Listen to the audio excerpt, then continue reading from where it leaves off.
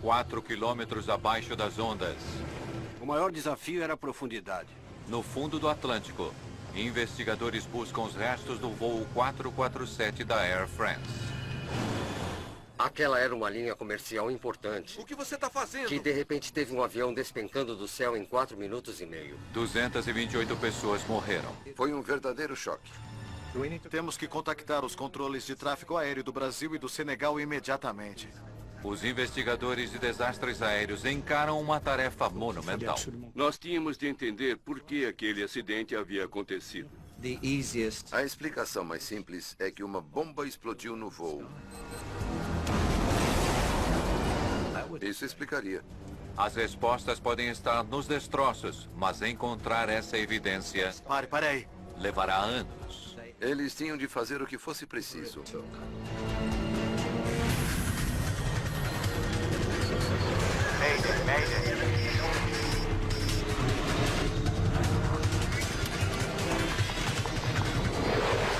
Mayday, desastres aéreos. Esta é uma história real baseada em relatórios oficiais e relatos de testemunhas. Voo 447 Air France. O voo 447 da Air France está cruzando o Oceano Atlântico. 1º de junho de 2009. O Airbus A300 está fazendo um voo direto de 11 horas do Rio de Janeiro para Paris. O capitão Marc Dubois, de 58 anos, está no comando.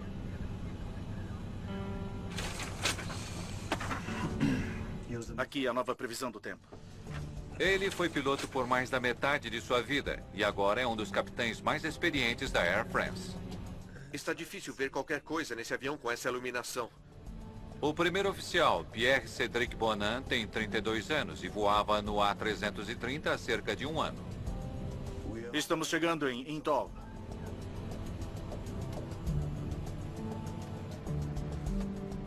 O segundo oficial, David Robert, de 37 anos, está de prontidão.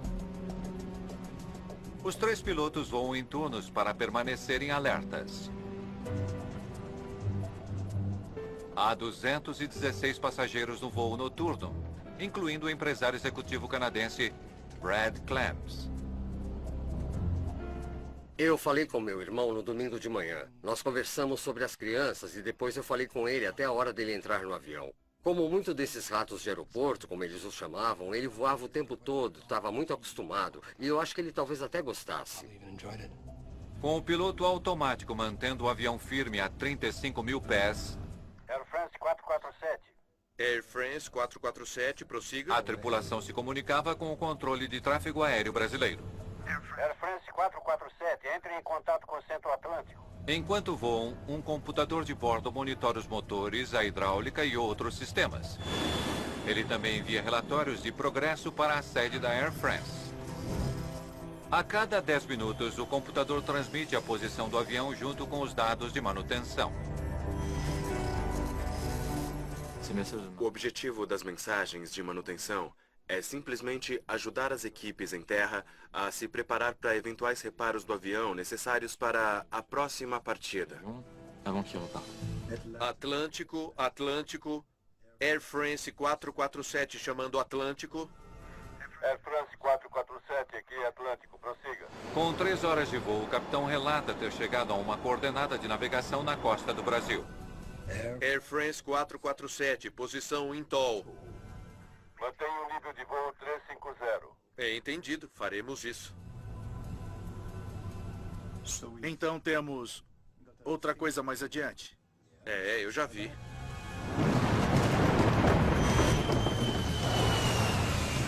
À 1h49 da manhã, o A330 sai da cobertura do radar brasileiro e entra numa zona morta de comunicações sobre o meio do Atlântico.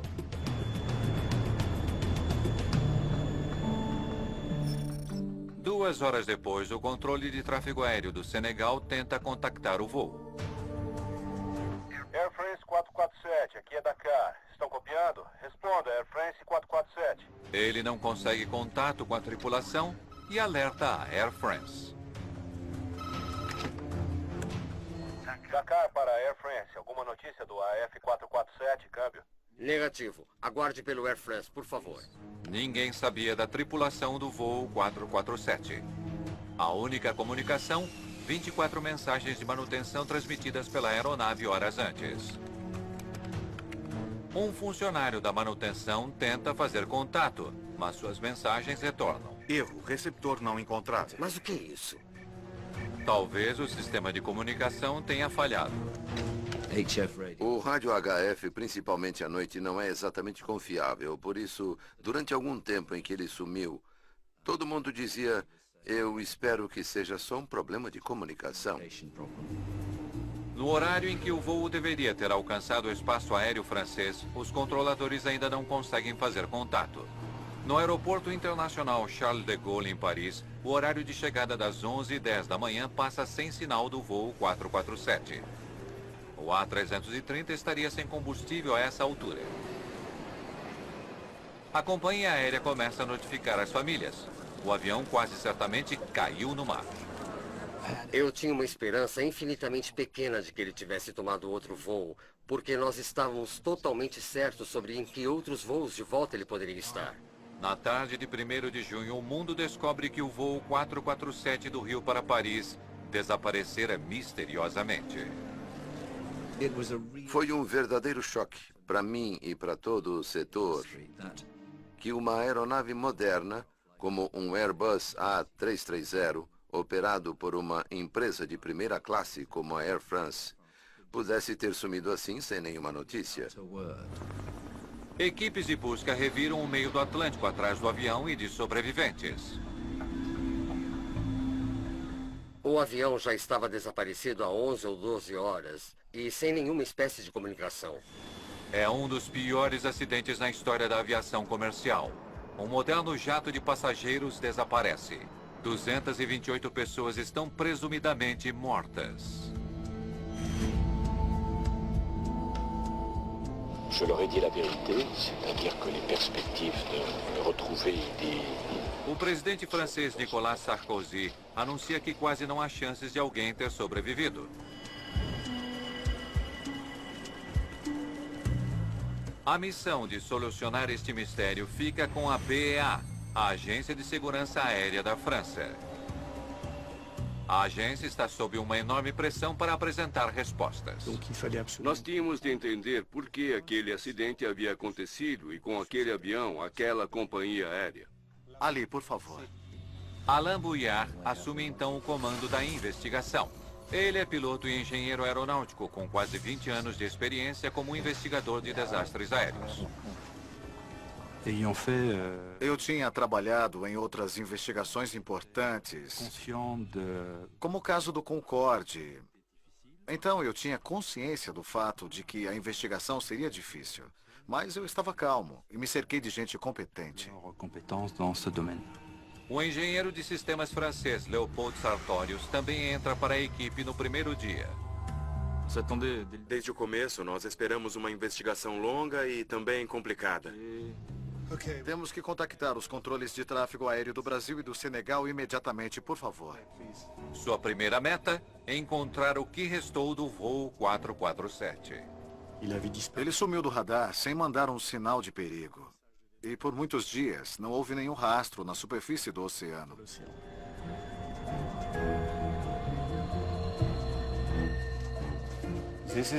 Essa é a última vez que eles informaram sua posição. Mensagens de posição enviadas a cada 10 minutos pelo avião nos permitiram ter certeza da região. Uma grande região onde o avião poderia ser encontrado. Sartorius não sabe que direção o avião tomou depois de enviar aquele último relatório. Ele sabe apenas a que velocidade ele voava. É então uma área imensa para procurar. Acho melhor começar aqui. Última posição conhecida. Milhares de quilômetros quadrados de mar aberto. Área de busca. Forças aéreas e marítimas varrem o oceano procurando algum sinal do voo 447. Finalmente, após 5 dias de buscas, um piloto brasileiro avista alguns destroços esparsos flutuando. Destroços de um A330, mas nenhum sobrevivente. O achado elimina qualquer vestígio de dúvida sobre a queda.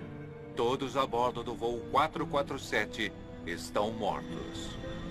Seu mundo desaba. Foi absolutamente terrível.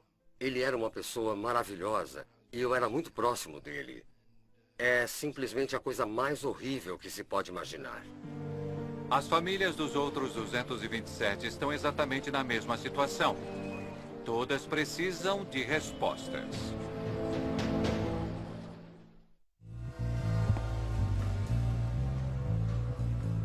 O que faz um Airbus A330 cair de 35 mil pés? Nada. A perda de uma aeronave em cruzeiro é sempre rara. Nós estamos mais acostumados a eventos que acontecem durante o pouso ou a decolagem. Aquele evento, então, levantou muitas perguntas.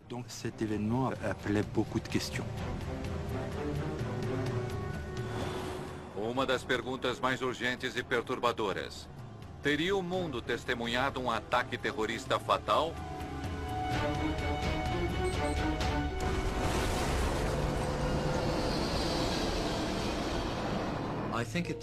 Eu acho que um cenário terrorista era completamente plausível. Simplesmente porque trata-se de uma aeronave muito moderna, com um registro de segurança muito bom. A explicação mais simples é que alguma coisa, uma bomba, explodiu no avião. Isso explicaria.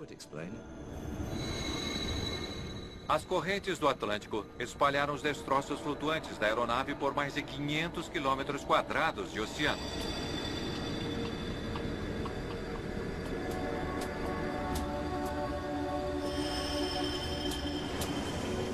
Cada parte recuperada é então cuidadosamente catalogada, fotografada e enviada à Terra para análises. Mas dos destroços perdidos no fundo do mar, o que os investigadores mais precisam são restos que incluem as vitais caixas pretas. Se nós não encontrássemos as caixas pretas, poderíamos nunca entender o que aconteceu. As duas caixas pretas registram detalhes importantes. Air France 447. Air France 447, prossiga. Do que os pilotos dizem e fazem durante o voo. Air France 447, entre em contato com a central do Atlântico. As caixas pretas são tão vitais que são equipadas com um sinalizador para ajudar os investigadores a localizá-las, mesmo sob a água. Mas o tempo está passando e o sinalizador só pode enviar sinal por 30 dias. Além disso, a área central do Atlântico tem 4,5 km de profundidade em alguns lugares, mais fundo que os restos do Titanic.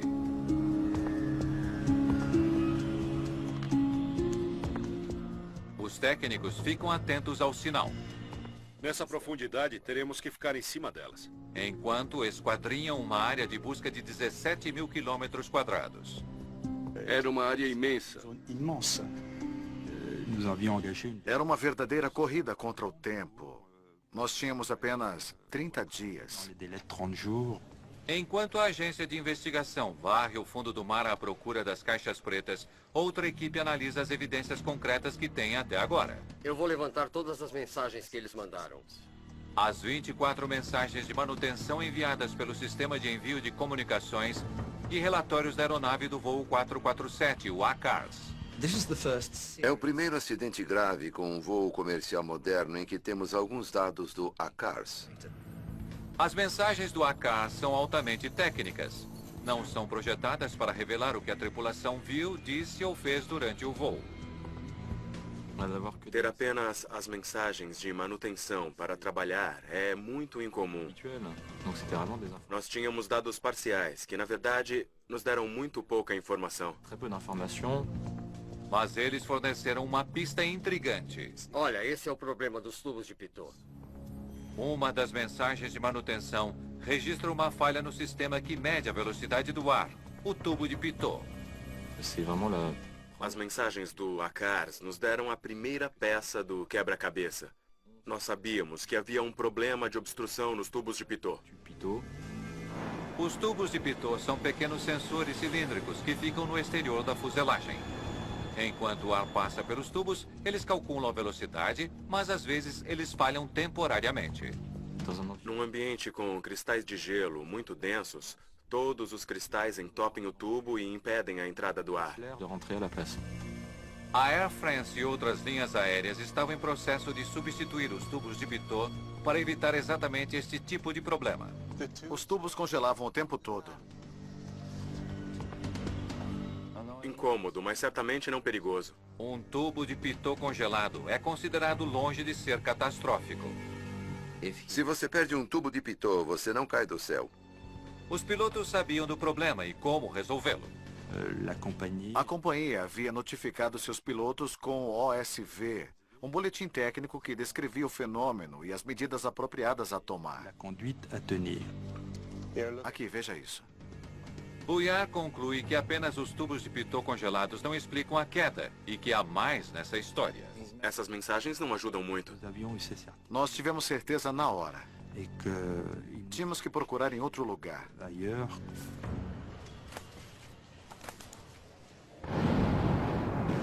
Já que os tubos de Pitot congelados não podiam ser culpados, Bouillard se pergunta se o clima extremo teve alguma influência. Uma forte turbulência pode danificar um avião ou até provocar a perda de uma aeronave ao partir uma asa ou danificar os sistemas de bordo. Os investigadores consideram a possibilidade do voo 447 ter passado por uma violenta tempestade, forte o bastante para derrubar o avião. A turbulência pode explicar o que causou o acidente. Altitude, senhor, estamos a 33 mil pés. Propulsão máxima. Mesmo naquela altitude, poderia ser impossível os pilotos se recuperarem de um stall provocado por uma violenta tempestade. As forças poderiam partir o avião ao meio. Num avião, o maior perigo de uma turbulência é um dano estrutural, como perder um pedaço da cauda, ou então perder uma asa em casos extremos. E isso levaria à perda da aeronave.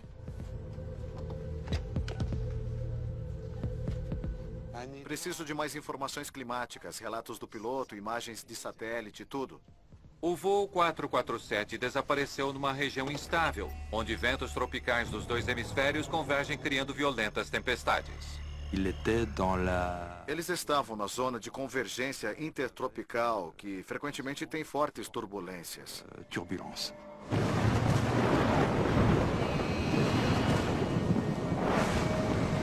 Outros aviões mudaram suas rotas naquela noite para evitar tempestades na área. Mas que tipo de clima o voo 447 encontrou? Quais eram as reais condições? Qual era o verdadeiro ambiente ao redor do avião? Era uma grande dúvida. Além da turbulência, tempestades e raios são outra ameaça à aviação. Talvez um raio fosse o culpado pelo acidente. Senhor, estamos perdendo nossos instrumentos. Se por acaso houvesse alguma deficiência no isolamento do avião e os sistemas fossem danificados, nós provavelmente teríamos encontrado um monte de problemas. Teria um raio derrubado o voo 447?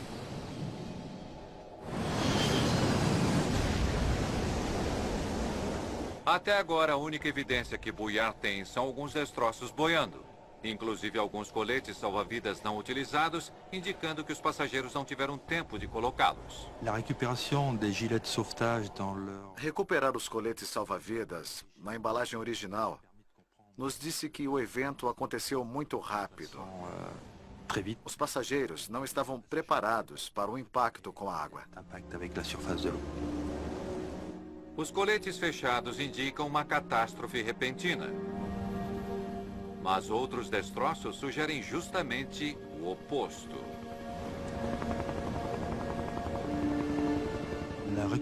A recuperação da cauda foi um elemento muito importante. O padrão de fragmentação pode revelar pistas importantes sobre quando a cauda se partiu. Todas as rupturas eram de natureza estática. Não havia sinais de danos por fadiga. Isso deve ter acontecido quando ele bateu na água. A cauda estava ligada à fuselagem no momento do impacto. Ela não se partiu no ar. Se o A330 bateu intacto na água, ele não foi derrubado por uma bomba, nem por uma turbulência. Os investigadores não estão nem perto de solucionar este mistério.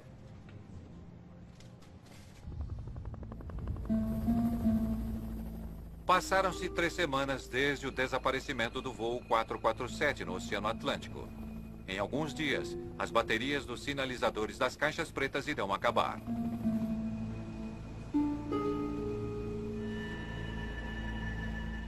Apenas com destroços flutuantes para estudar, os especialistas se concentram numa seção da cozinha do voo 447. Parece que a pressão foi vertical, assim. Eles fazem uma descoberta importante. O avião bateu ao comprido e em alta velocidade.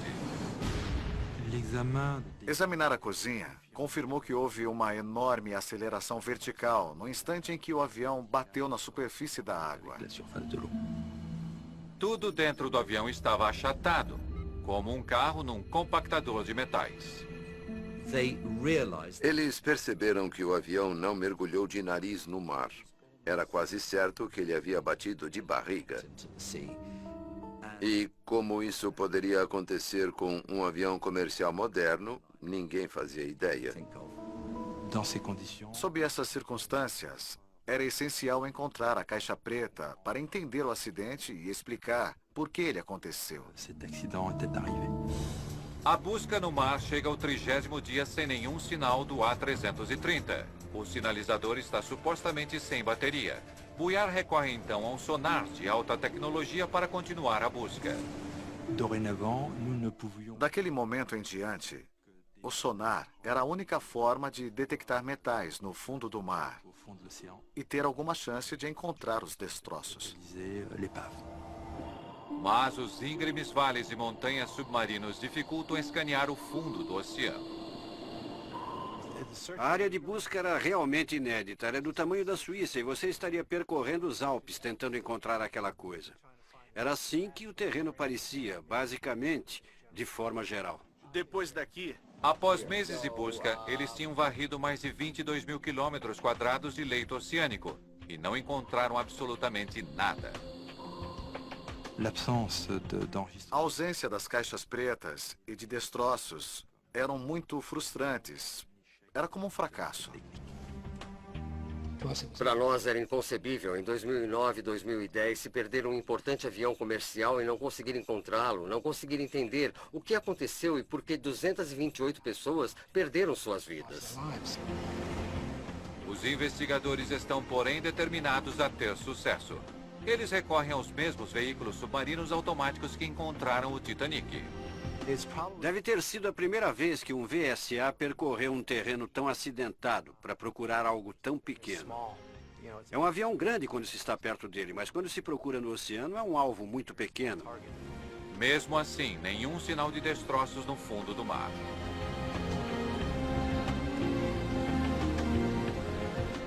Era como se o avião tivesse simplesmente sumido. 18 meses depois do voo 447 desaparecer, Bouillard percebe que as chances de encontrar o que procura estão cada vez menores. No fim de 2010, nós já havíamos gastado 22 milhões de euros. Continuar as buscas custará milhões mais, sem nenhuma garantia de sucesso.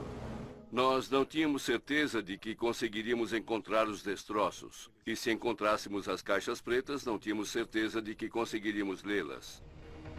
A caixa preta não é projetada para ficar 2 anos em águas muito profundas e ainda funcionar depois. As caixas já podem estar esmagadas pela enorme pressão submarina. A 4 quilômetros abaixo da superfície, elas estão sujeitas a uma força de mais de 400 quilos por centímetro quadrado. Os investigadores podem estar enfrentando uma batalha perdida.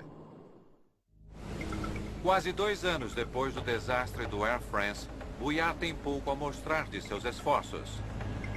Nenhum destroço significativo e nenhuma caixa preta. Mas ele se recusa a desistir. Não podemos parar. Nós podemos encontrar as caixas. Eu sei que podemos. Para o BEA, era trabalho deles descobrir o que aconteceu. Obviamente, eles queriam encontrar as caixas pretas. Mas você consegue imaginar o que seria para a Airbus não saber ao certo o que causou o acidente e apenas poder teorizar a respeito? As famílias das vítimas também estão desesperadas por respostas. Era extremamente importante para nós que eles encontrassem as caixas pretas e descobrissem o que aconteceu. E nós estávamos determinados a pressionar ao máximo as autoridades para garantir que a busca continuasse. Em 25 de março de 2011, o BEA inicia uma busca final. Novamente, eles lançam um VSAS para varrer o fundo do oceano. Eles se concentram no círculo de 37 quilômetros de diâmetro ao redor da última posição conhecida do avião. O VSA é separado do navio. Assim que ele é lançado, ele fica 24 horas em missão independente do navio. Se o clima fica ruim, o VSA ainda rastreia para lá e para cá sem se importar. Com uma semana de busca, um submarino captura uma imagem de sonar de algo enorme no fundo do mar. A aposta de buiar pode ter compensado. Com certeza parece um avião. A equipe envia imediatamente outro submarino, desta vez para fazer imagens digitais em alta resolução.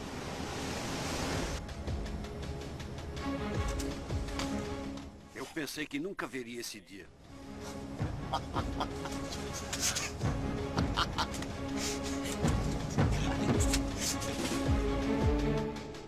A equipe manda as imagens diretamente para o escritório de Bouillard, em Paris. 2 anos de sua vida haviam sido dedicados a esse momento. Eu não acredito. Graças a Deus. Receber as fotos foi um momento que eu esperei por 2 anos. Aquilo gerou emoções indescritíveis. Emoções muito fortes. Em 3 de abril de 2011, os destroços do voo 447 da Air France foram finalmente encontrados.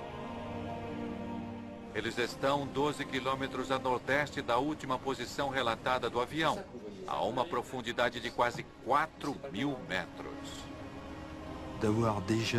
Localizar os destroços já era algo excepcional e muito significativo na vida de um investigador. Com o local da queda definido, uma segunda busca começa. Um operador guia um robô submarino que vasculha a escuridão em busca das 2 caixas pretas.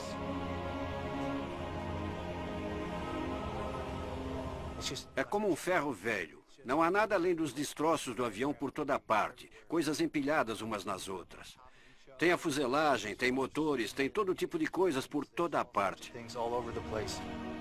Os dias se passam sem nenhum sinal das caixas pretas.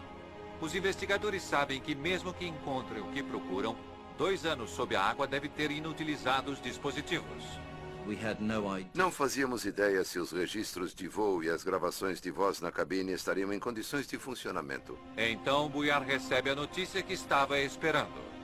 Pare ali. Amplie ali.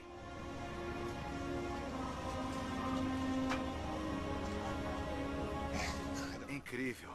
Absolutamente incrível.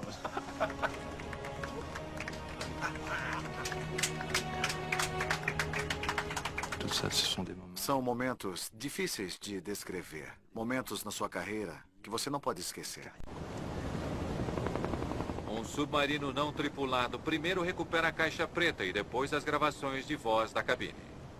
Assim que chegou ao convés, a polícia recolheu, colocou numa caixa em segurança. Daí todo mundo estava segurando a respiração. E naquele ponto você sabe que está com elas. Realmente é uma enorme sensação.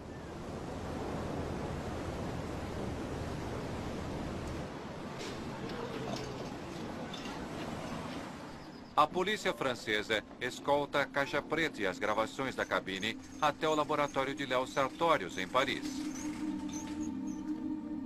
Após incontáveis horas de buscas e teorias, o mundo pode finalmente entender O que aconteceu a bordo do voo 447? A resposta para o que saiu errado poderia estar trancada nestes recipientes à prova d'água. Havia muita preocupação de que, se nós dessemos um passo em falso, isso levasse à perda da informação. Elas devem ser manuseadas com cuidado. Um movimento errado e uma busca de 2 anos e quase 32 milhões de euros seriam em vão. Começando com as gravações da cabine, eles abrem cuidadosamente a caixa protetora, procurando os cartões de memória no interior.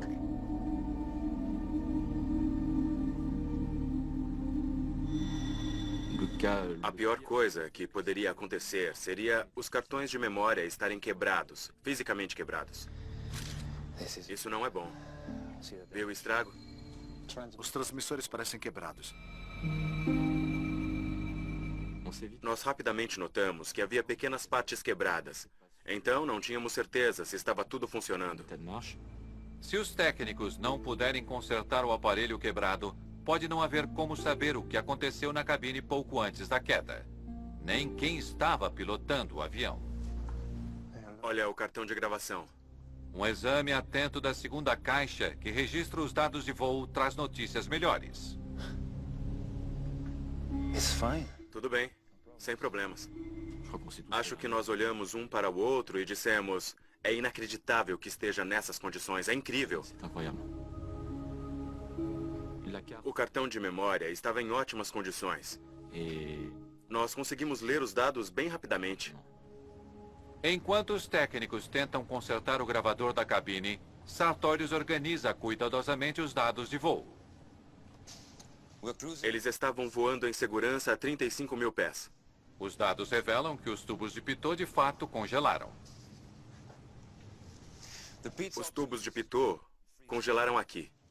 Os tubos congelados geraram leituras instáveis de velocidade, fazendo o piloto automático desligar automaticamente. O piloto automático desliga e o piloto assume o controle do avião. Ele avisa os pilotos bem alto. Pode ter sido meio surpreendente, um certo choque.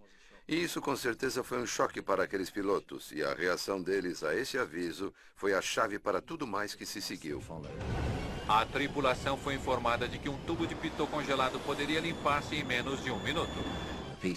Os pilotos no avião só ficaram sujeitos à obstrução por cerca de 56 segundos. E depois disso, as leituras de velocidade voltaram ao normal. O piloto precisa apenas manter o avião estável e o problema desaparecerá. O avião não sabe que você não sabe a velocidade do ar. Tudo que o avião quer é potência para continuar indo em frente e a mesma atitude para manter o nível de voo. Mas ele não manteve estável. Quem quer que estivesse pilotando levantou o nariz do avião em vez disso. Quando o piloto automático desligou, o piloto no comando mudou a inclinação do avião. Ele subiu mais de 2.500 pés. Se você levantar o nariz de um avião que está subindo, isso reduz a velocidade. Aqui, a velocidade caiu mais de 90 nós em menos de 1 minuto. Isso disparou um aviso de stall aqui. Levantar o nariz de um avião em alta altitude coloca o avião em stall muito rápido. Num stall aerodinâmico, as asas perdem sustentação e o avião despenca do céu. Foi a ação do piloto que levou ao stall. Eles caíram a mais de 12 mil pés por minuto. Inexplicavelmente, o piloto continuou a puxar o manche quando deveria ter abaixado o nariz do avião para ganhar velocidade e sustentação. Quanto mais você levanta o nariz, mais perde sustentação. E foi isso o que aconteceu com o Air France 447. Tínhamos um avião praticamente caindo como uma pedra. Apenas as gravações de voz da cabine podem revelar por que os pilotos agiram daquela forma. Em nosso laboratório houve algumas horas de agonia porque não tínhamos certeza de que conseguiríamos ler os dados depois de tanto esforço e de todo aquele dinheiro gasto. Vai tocar? Não sei. Os investigadores estão contra a parede. Eles têm apenas mais uma esperança em sua longa busca para saber o que causou o pior desastre aéreo da história da Air France. Tudo pelo que trabalharam agora depende do conserto de um pequeno dispositivo eletrônico.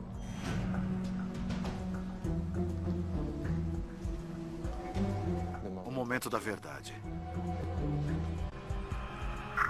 Air France 447. Air France 447, prossiga. Air France 447, entre em contato com a central do Atlântico. Atlântico. 40 minutos antes do acidente, o capitão Debois está em seu assento. Air France 447, aqui é Atlântico, prossiga. Air France 447, posição em Toll. A gravação nos permitiu saber quem estava pilotando o avião, quem estava monitorando os parâmetros. Mantenha nível de voo 350. Entendido. Faremos isso. O primeiro oficial, Pierre-Cédric Bonin, está no assento da direita. Então temos outra coisa adiante. Sim, eu vi. E os dois homens estão indo na direção de uma tempestade. Parece que estamos entrando na nuvem. Normalmente a tripulação tentaria voar sobre uma tempestade. Mas naquela etapa de um voo transatlântico, não é seguro fazer isso. Seria bom se pudéssemos subir agora, não? É. A 35 mil pés, o ar no exterior é muito rarefeito para que o avião pesado com combustível ir mais alto. Os pilotos têm apenas duas opções: voar direto através da tempestade ou tentar contorná-la.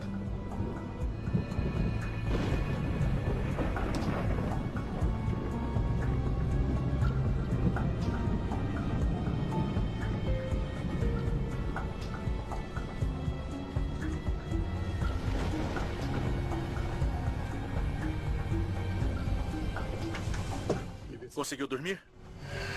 Mais ou menos. Muito bem, então eu vou sair daqui. O capitão Dubois faz o seu descanso programado. O primeiro oficial, David Robert, rende o capitão mais experiente. Robert tem quase 4.000 horas de voo a mais no A330 que o outro primeiro oficial na cabine. O primeiro oficial Robert está no assento da esquerda. O primeiro oficial Bonin é o piloto no assento da direita. Os investigadores agora sabem que minutos antes da queda, o capitão saiu da cabine para o seu intervalo. Será que não é melhor um pouco para a esquerda? Mas não está claro qual dos dois outros pilotos está no comando. Como é? Talvez você possa ir um pouco para a esquerda. A forma como eles agiram quando o capitão saiu da cabine não foi como se um deles estivesse com certeza no comando e o outro fosse com certeza o piloto de apoio.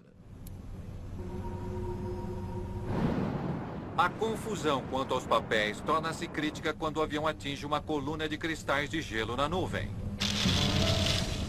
Os cristais de gelo castigam o avião.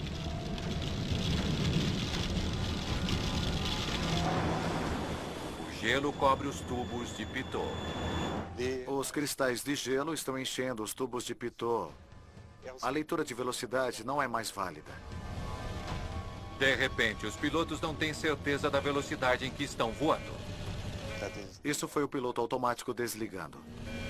Eu estou no controle. O que foi isso? Avisos de stall começam a disparar na cabine quando Bonin levanta o nariz. Finalmente, os investigadores sabem qual dos pilotos colocou o avião em stall. O primeiro oficial Bonin estava puxando o manche, colocando o avião em stall. Incrivelmente, nenhum dos pilotos consegue saber por que o alerta está soando. O oficial Robert não entende o que está acontecendo. Ele vê o avião subindo e a velocidade caindo. E diz, cuidado com a velocidade. Nós perdemos a velocidade. Os pilotos precisam abaixar o nariz do avião para ganhar velocidade. Mas Bonin inexplicavelmente está puxando o manche, levantando o nariz. Ok. Tudo bem, tudo bem. Vou voltar a abaixar. De acordo com os três, você está levantando, então abaixe. Os pilotos lutam para recuperar o controle de seu avião. Mas eles parecem totalmente paralisados por sua própria confusão. Eles estão fazendo tudo errado. Deveria ser óbvio o que fazer.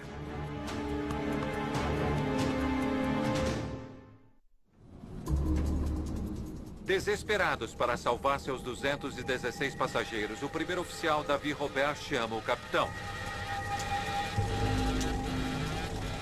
Bonan aumenta a potência ao máximo, mas é inútil.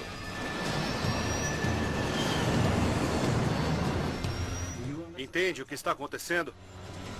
Estou perdendo todo o controle do avião. Quando eles chegam aqui, estão caindo a mais de 6.200 pés por minuto. Então, eles têm ainda cerca de 2 minutos para entender o que está acontecendo. O primeiro oficial Robert decide assumir o controle. Controles para a esquerda.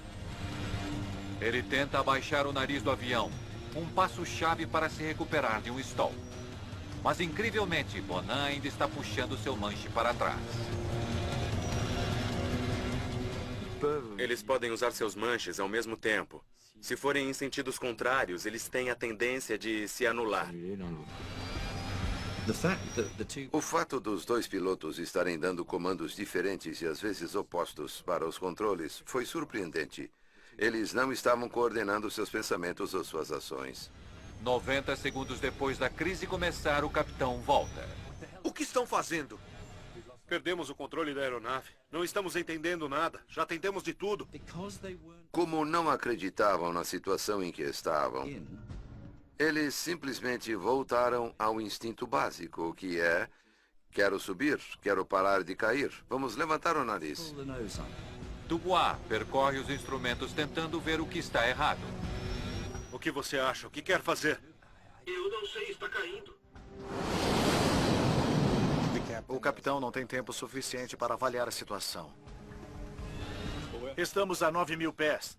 Sobe, sobe, sobe, sobe. Mas eu fiquei com o nariz no máximo por um tempo. Finalmente Dubois entende. O primeiro oficial Bonan está causando o stall, puxando o nariz para cima. Não, não, não, não sobe! Na hora em que eles perceberam, era tarde demais. Robert não consegue altitude suficiente para se recuperar do stall. A 2.000 pés, os sensores detectam a superfície do oceano e disparam novos alarmes.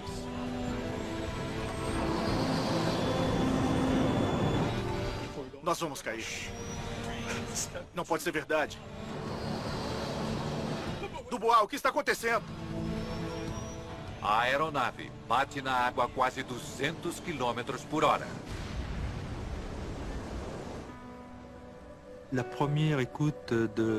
Ouvir a conversa da gravação na cabine pela primeira vez foi um grande momento para mim.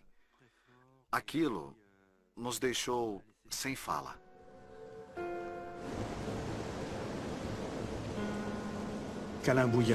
Alain Bouillard ficou pálido. Naquele momento, ele compreendeu